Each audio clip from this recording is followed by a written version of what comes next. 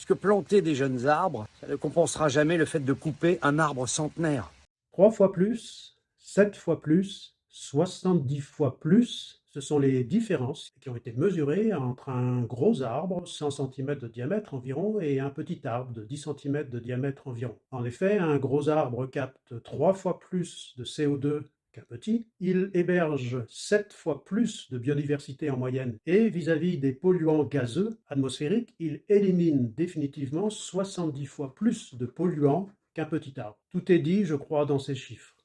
C'est un mensonge de dire que planter 5 jeunes arbres équivaut à compenser la destruction d'arbres centenaires.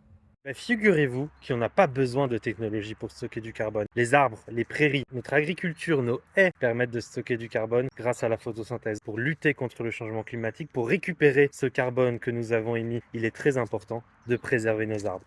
Les arbres jouent aussi un rôle majeur dans le cycle du carbone, à l'échelle planétaire comme dans chaque territoire. Les activités humaines dans le monde émettent près de 40 milliards de tonnes de CO2. Et la déforestation est responsable d'à peu près 10% de ces émissions de CO2. Et d'un autre côté, la réponse naturelle des forêts permet d'absorber environ un tiers des émissions de CO2 chaque année. C'est un service formidable que nous rendent la végétation, les sols, les forêts. On a besoin des arbres pour séquestrer du carbone, pour rafraîchir les villes et plus largement l'atmosphère, pour abriter les espèces. Donc aujourd'hui, préserver les arbres n'est pas une option, c'est une nécessité vitale pour préserver le climat. Parce que les arbres nous protègent contre la pollution de l'air, de l'eau, des sols, et on en a besoin.